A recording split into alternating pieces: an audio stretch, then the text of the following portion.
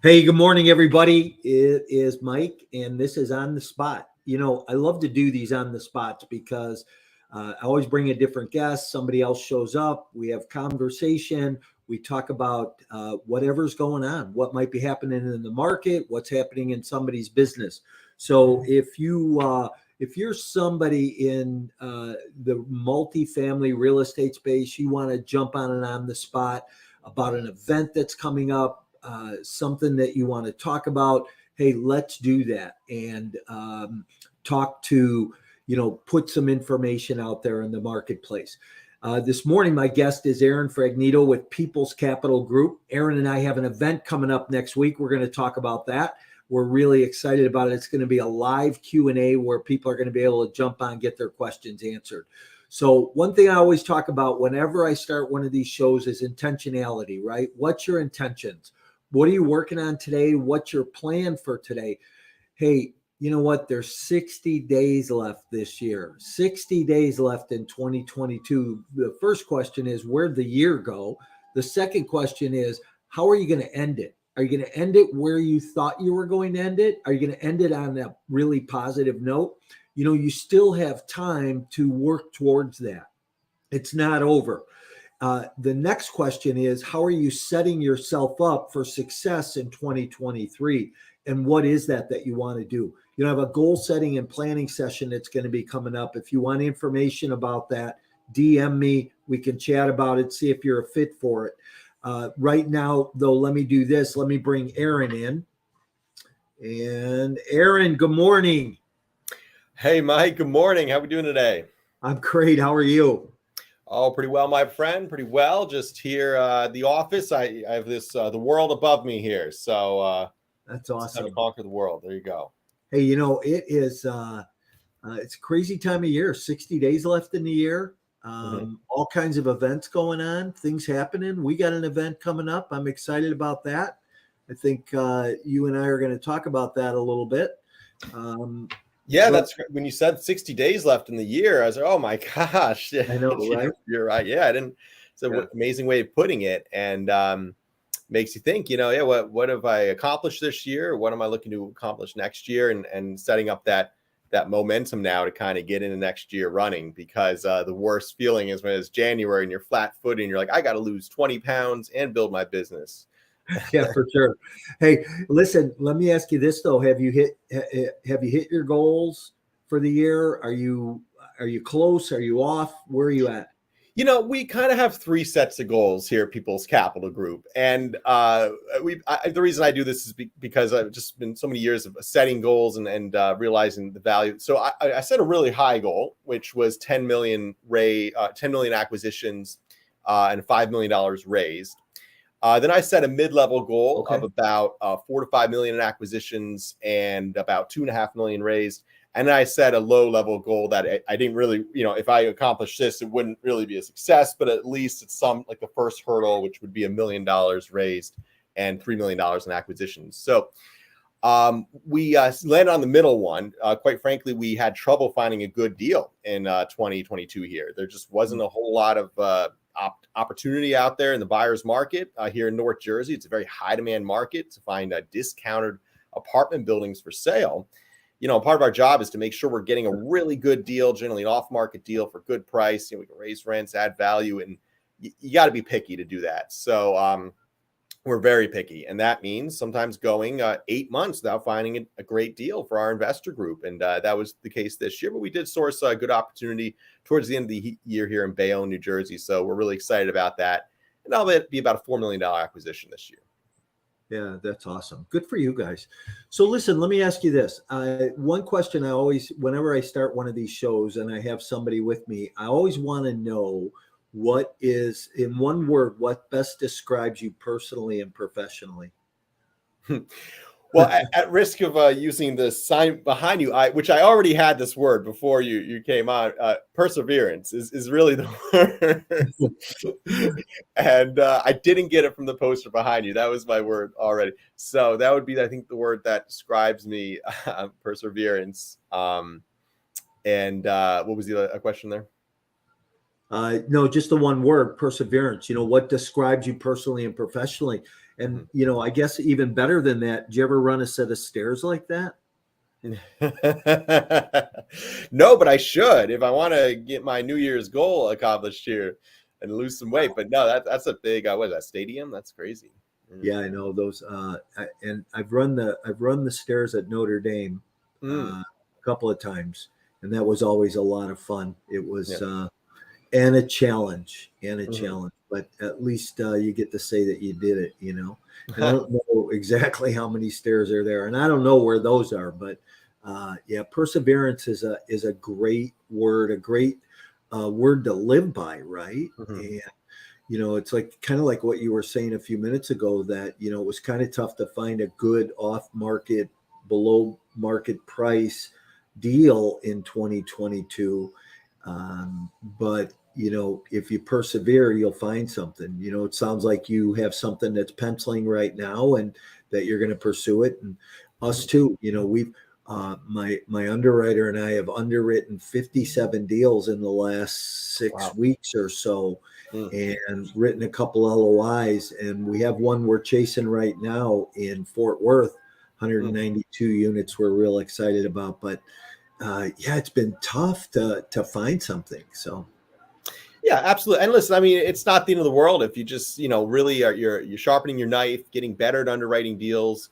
It's funny, like I've underwritten so many deals in my career, and I still find ways to improve my underwriting or improve my spreadsheet. We have a very customized spreadsheet we've created ourselves, really from scratch initially, and it's got so many different moving pieces to it. So we're kind of always adding to it and improving it as well, and trying to just tweak the numbers as best we can, find red flags that we might run into, and then value risk, right? Because risk is just a number. That's all it is. And some investments have high risk, some investments have low risk. And quite frankly, usually you're ending up somewhere in the middle, because the return matters too. And generally higher risk is higher return, lower risk is lower return. So, but yeah, I mean, underwriting deal, it's people say, oh, I only got one deal this year, or, waste of my time, but it's not a waste of time at all. That's a college education right there, underwriting 57 deals.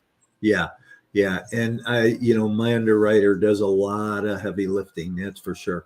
Hey, let me ask you a question. You and I have an event coming up. Do you have the link handy? Can you put it in the private chat, and I'll put a post up on it, but I want everybody to know about this, and Aaron and I are doing an event next week on November 8th. It is going to be a live Q&A. So if you're somebody who has questions about passive investing, about multifamily, about real estate investing, about active investing, whatever question you might have that you want to ask somebody, hey, listen, Aaron and I are, we know a lot. We've been in the business a while. I've been in the business 30 years, most of that time has been spent working with real estate investors, helping them either buy real estate that they fix and flip, or that they own, or to sell. I've spent a lot of time as a real estate agent, and then went in the apartment business. Today, I'm a multifamily syndicator, and a syndicator is a fancy word for we bring a group of people together to invest in apartment complexes and help them grow. And if you're somebody who's looking to do that, and you have questions about it, you're going to want to join us for our live Q&A on November 8th. Let me put a banner up. Aaron, while I'm working on that, why don't you go ahead and introduce yourself, tell people who you are, what you're about, and we'll go from there. Sure, absolutely. So yeah, my name is Aaron Fragnito. Thanks, Mike, for having me on the show here. Very glad to be here. And I'm co-founder of a company called People's Capital Group. And we do something very similar to what Mike does. We help people invest in apartment buildings, but we focus on New Jersey here. So we're a vertically integrated real estate company. That means we have a in-house management company that we own and operate, so we can keep very tight control of our buildings. And we're very locally focused. So what a lot of people like about us, and it's not only the in-house property management company, but the fact that we just stick to New Jersey. We've been doing this 10 years. We have a good, solid group of investors, mostly local, some of them all over the country as well. But we really focus here on the local market of Jersey. We're buying a property in Bayonne, New Jersey right now, like I was saying, for example, that looks out over into the water into Manhattan. So it's a very high demand market. Now, there is red tape in this market. There's challenges with high taxes and so on. But what we've figured out how to do is how to navigate those things like red tape and high entry cost, and actually make an incredible profit for our investors year over year by buying high demand real estate in a high demand market for a good price, improving it, increasing the rent roll, and then harvesting that equity growth to our investors over time. So most syndications are investing in the Southeast, or the South, or kind of the Midwest, where you can get a lot more real estate for your dollar. And I get that. There's no right or wrong answer. We just have a different strategy here. And a lot of people who live in New York and New Jersey really like investing in local cities as well. And they recognize the buildings and the areas we're investing in, and they like that. So that's a nice feeling also. But yeah, that's what we do here at People's Capital Group. Yeah, nice. And like you, I do a lot of the same things. Got started in the residential side, went into the multifamily side. What a difference. I thought it would be an easy transition.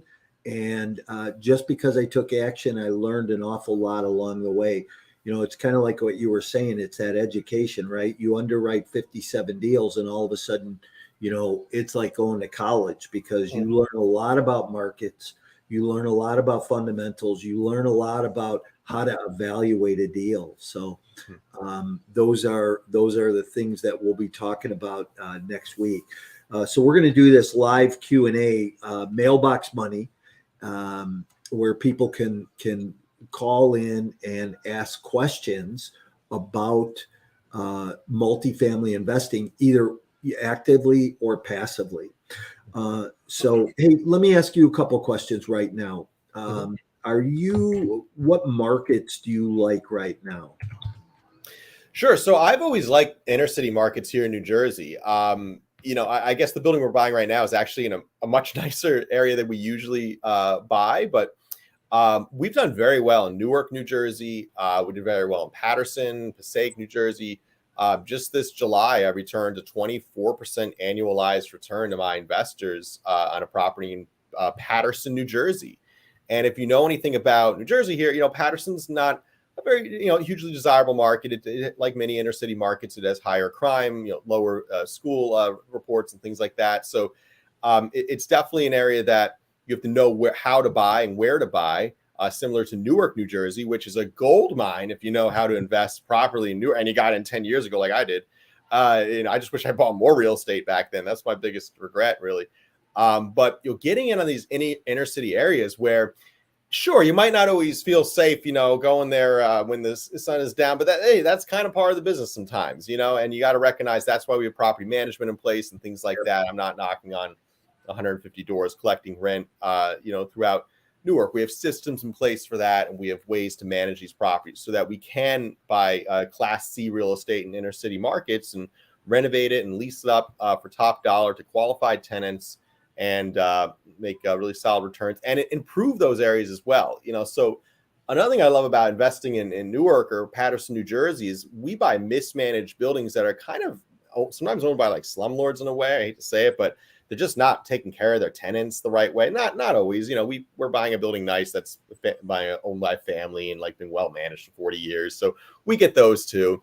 But I've seen it all. I've seen deals where the tenants are pissed off, and rightfully so. The landlord kind of mistreated them for the last 2 decades, and sure, rents are way below market value, but for a reason, and so now we come in and the dishwasher's leaking and so on. There's a bad feeling in the building, people aren't cooperating or following the rules, and it's messy and smells bad and so on. So when we improve those buildings and we make it a nicer place to live, a better place to raise your family, we make it safer, and people move in, they're happy. There's a quality of life. We improve their quality of life. We improve the existing tenants' quality of life.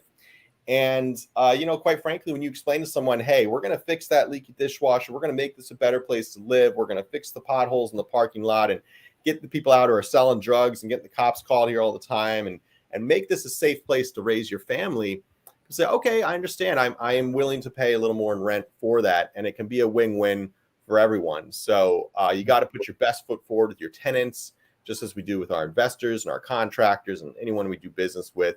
But I love improving inner city areas, one brick at a time, even though that's just your little square there in that city. I'm not saying I'm making the whole place a beautiful. But there's one building at a time is how you do it. Yeah. Hey, I love what you said, and you said a couple things that ring really true to me, but I've always had a mission being in the multifamily space.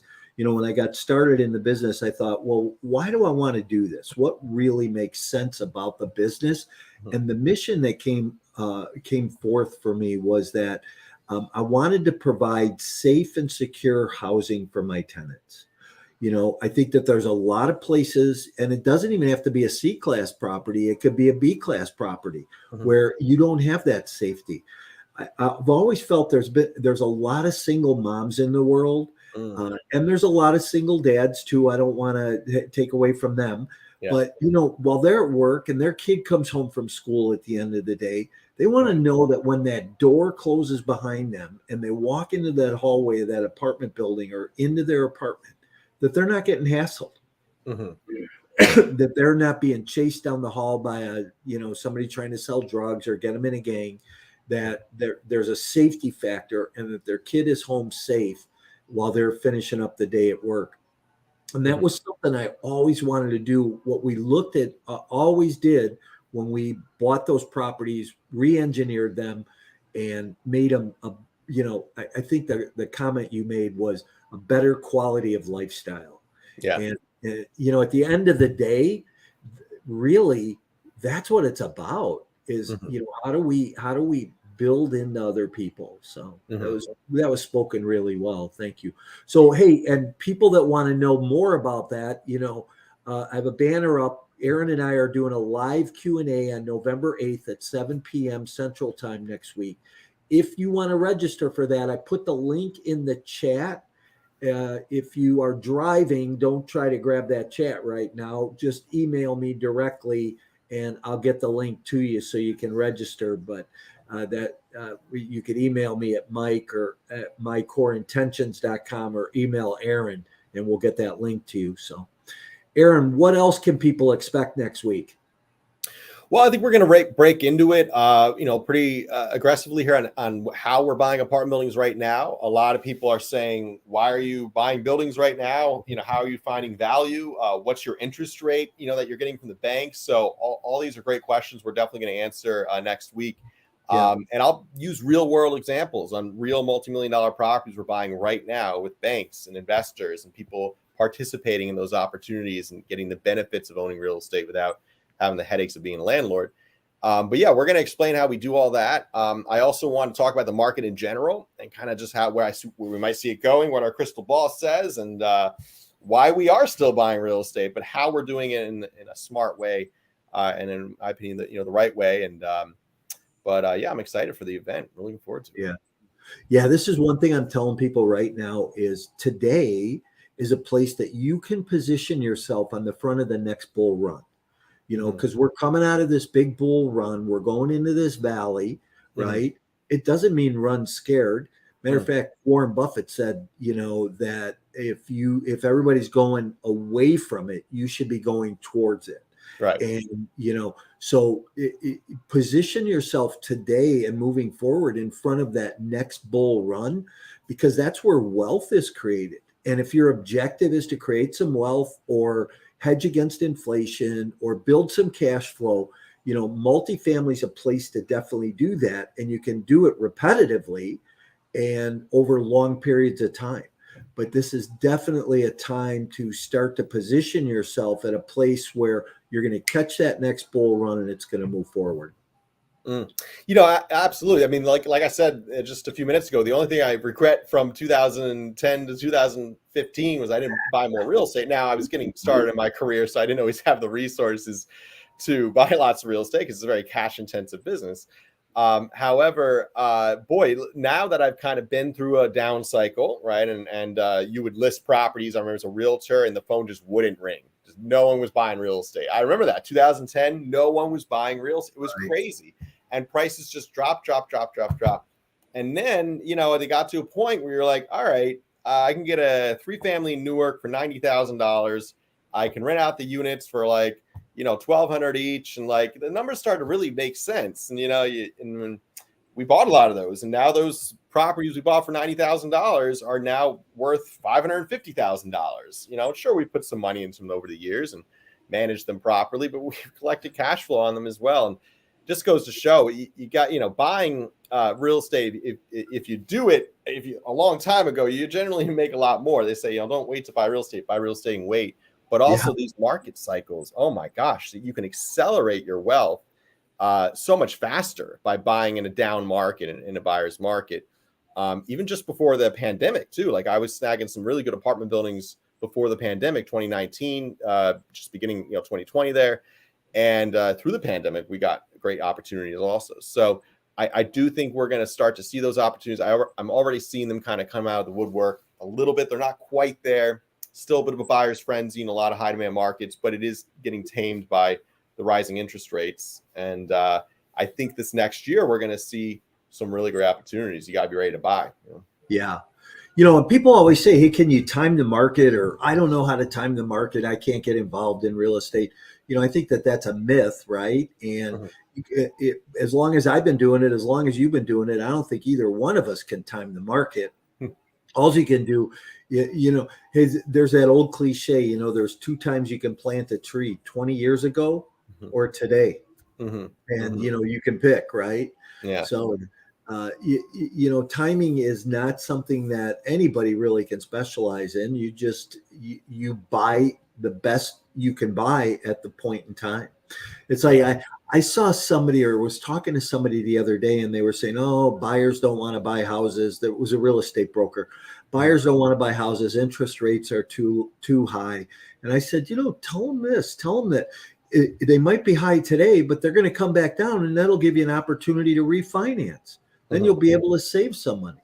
Right. Yeah. So well, it's all cyclical.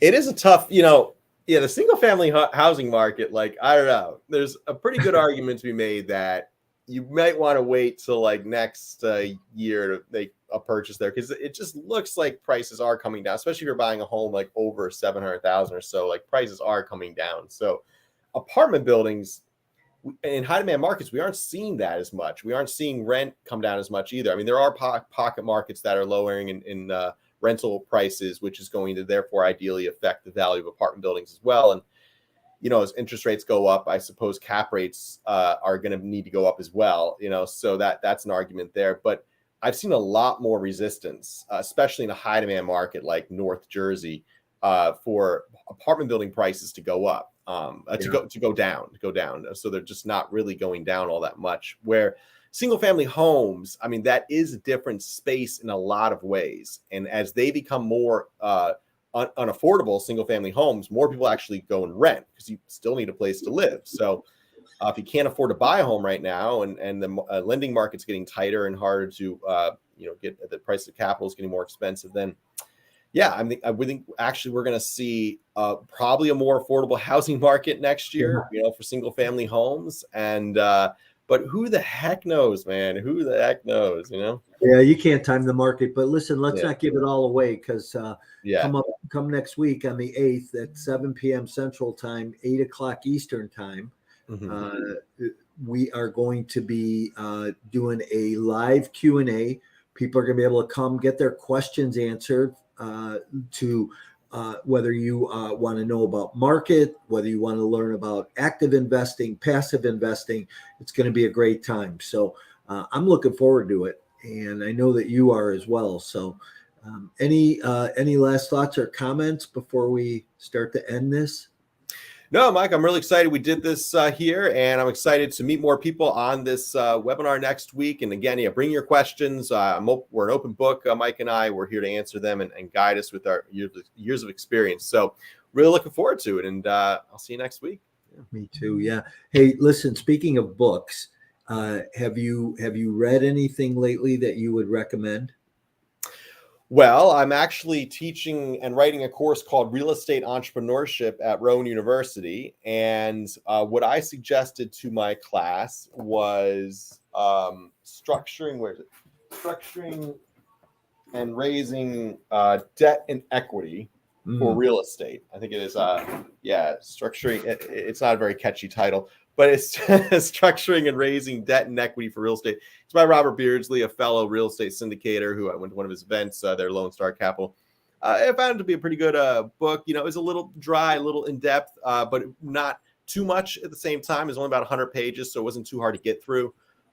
Definitely was a lot for my college students there. They were a little confused by it, but I think sometimes, you know, if the book before that I assigned was Rich Dad, Poor Dad. So that was a softball for them, you know, and then I threw a little more complicated, in-depth book at them. So that's the one. Awesome. Hey, I got one for you. I just read a book by Tim Grover. Tim Grover was the basketball coach for Michael Jordan, LeBron James, Kobe Bryant, Charles Barkley, you know, a number of Hall of Famers. And it was called Winning.